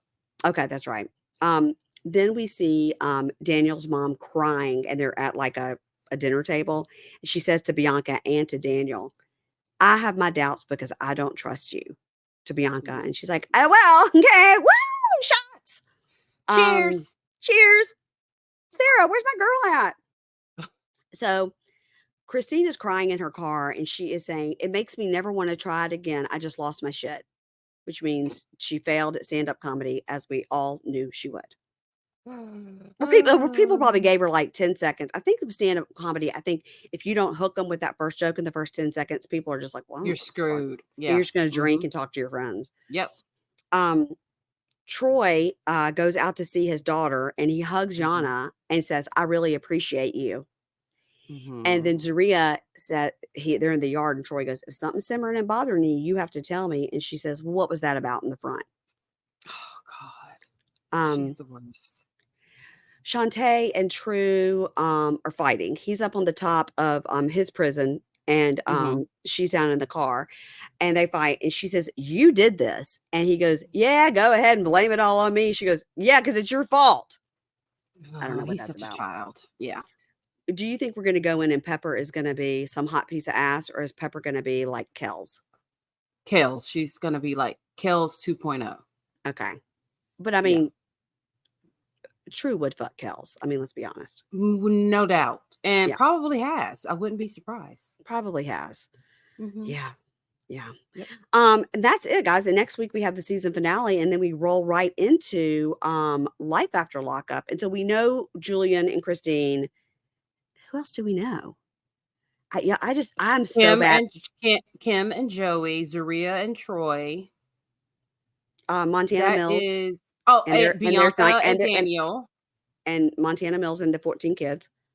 Yeah. So from this season, also Bianca and Daniel. We'll have Brittany and Key Rock. That's right. Brittany and Key Rock. That's right. They're still together. Who moved to Houston, actually.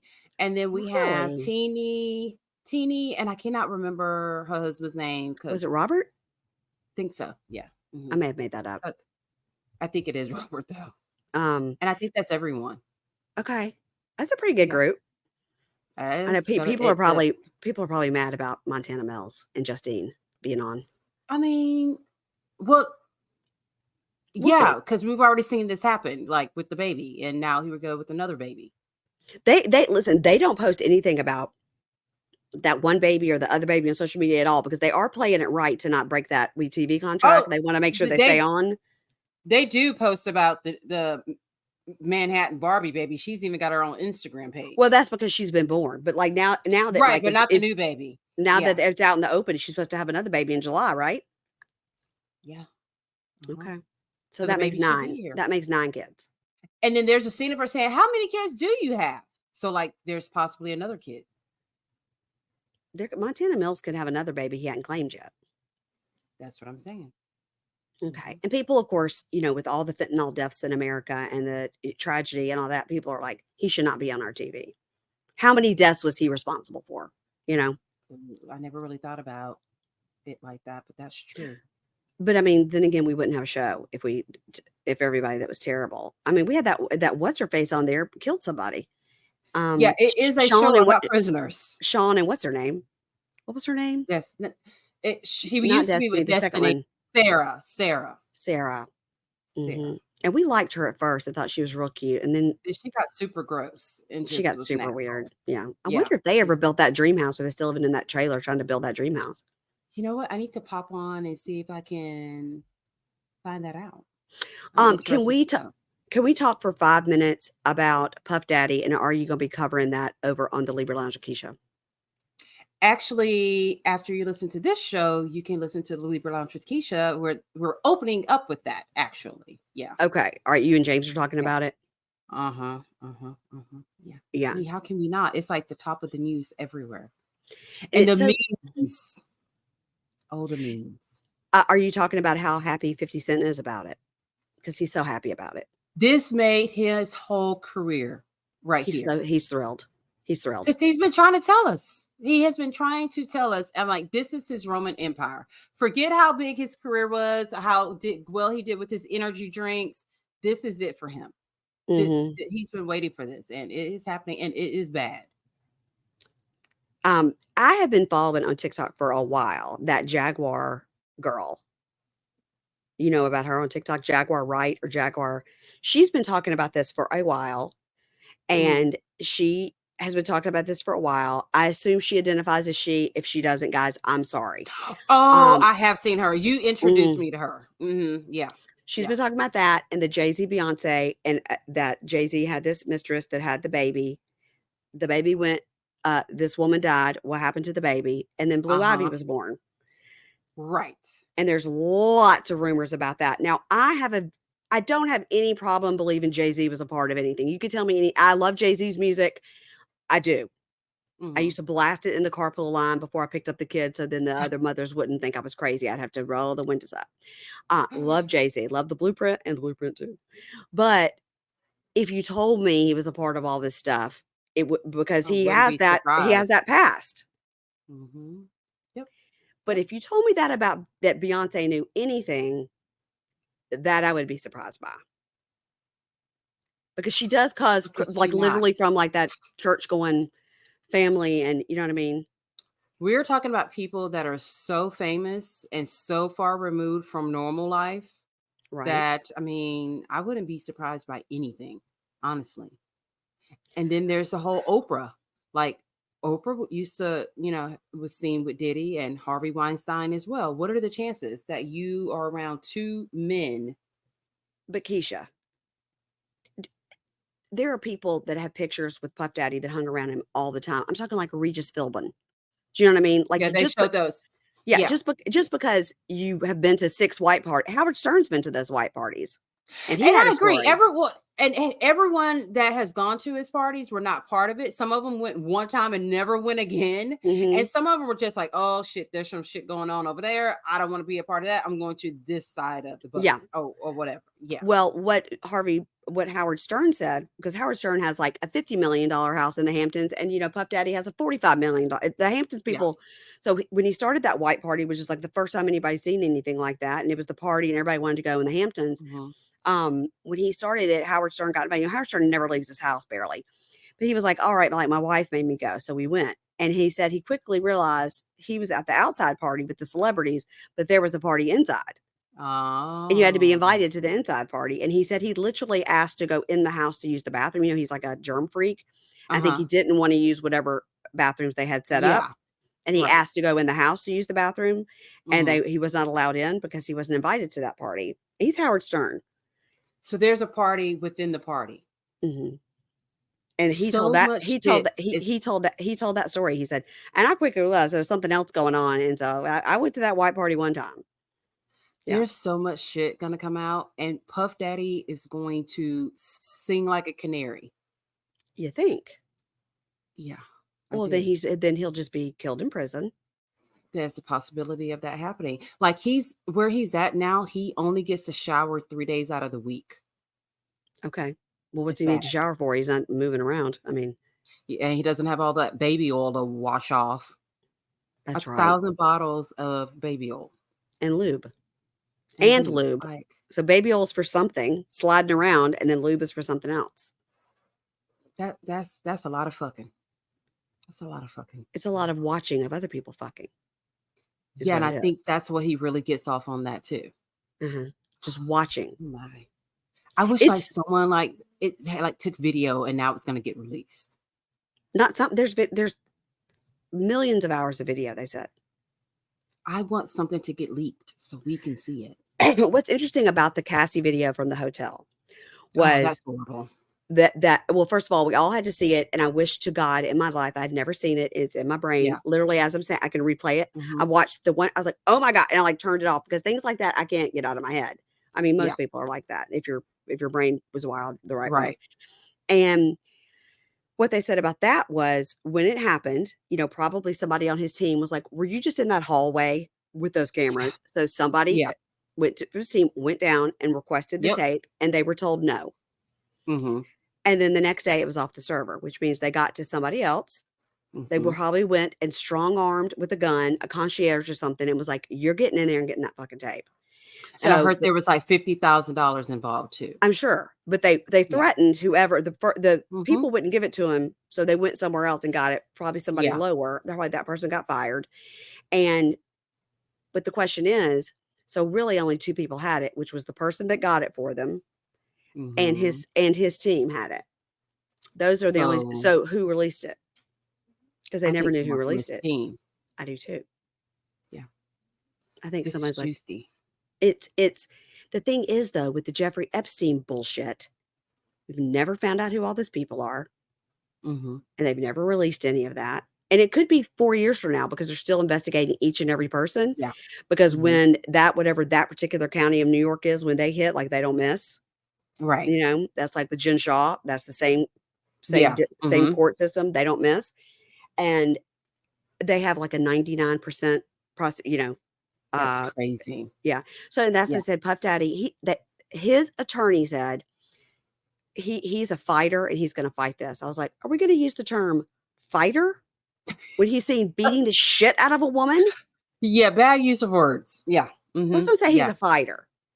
Yeah. Let's just say he's strong, He's going to go broke trying to fight something that he knows he's very guilty of. This is going to be like the O.J. Simpson trial all over again.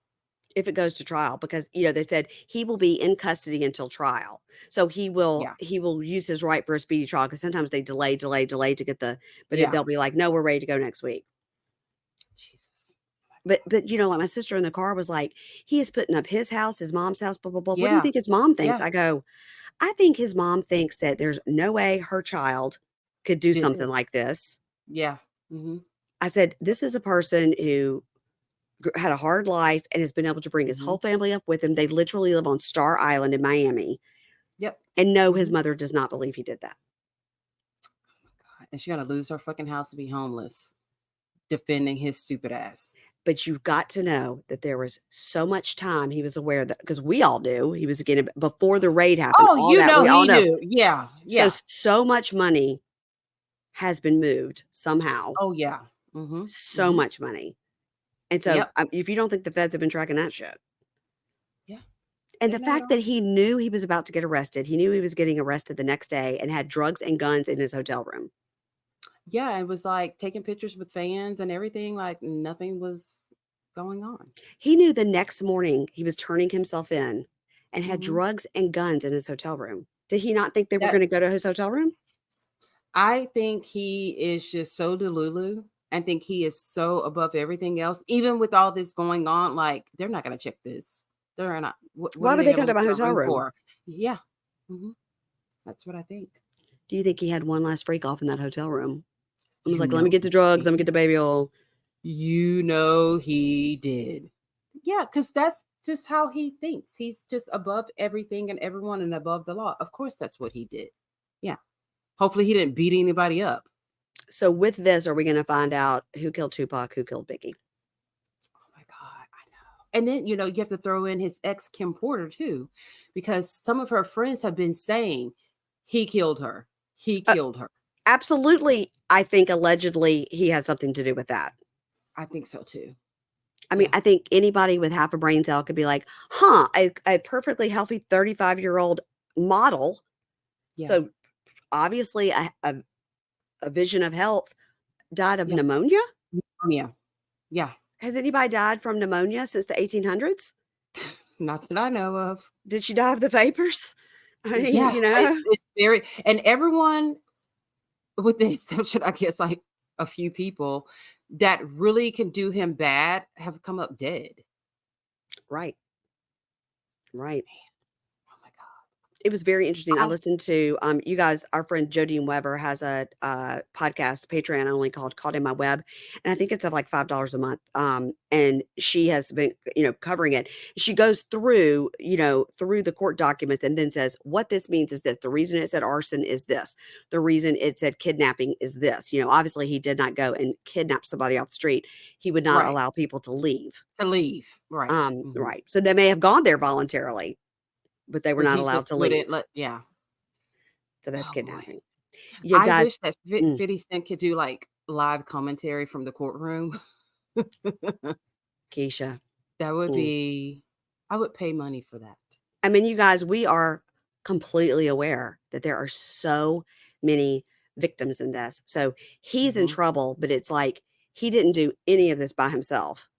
Oh God, no. There's got to be 10 to 15 more people going down. And he is going to sell out everyone. If it means that he gets less, I think so. But then what? He can't go into witness protection program. Look, he's very recognizable with those big old teeth. I always say, never trust a person whose lips are like this all the time.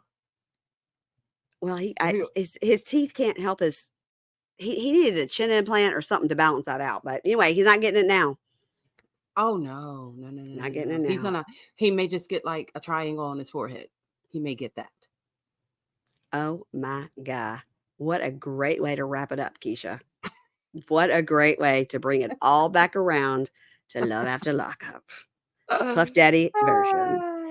All right, everybody go over and listen to Keisha's episode. I'm going to listen to it because I'd like to hear you and James talk about it. I can't get enough. I can't get enough of it. But I'm going to tell you next time we talk, you keep Oprah's name out of your mouth. You know what I'm saying? Don't say one more bad word about my girl Oprah. I don't like it. Anything else? I won't hear it. I'm not the biggest O fan. I am. Okay. I am. Right. She is a Mississippi girl and I love her. And she obviously did not know he was doing this. And if you're going to say Oprah did it, we're going to also say Regis Philbin did it. And by the way, Leonardo DiCaprio probably did do it.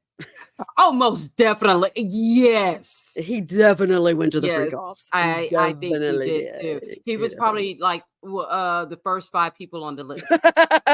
He was like, I am member number 3 of this club. Yes, most definitely. So, Leo. Oh, well. Oh, that's so funny. It's not funny. There's victims, guys. We have to laugh or we'll cry with the state of the world. Honestly, yeah, it's so bad. It's so bad.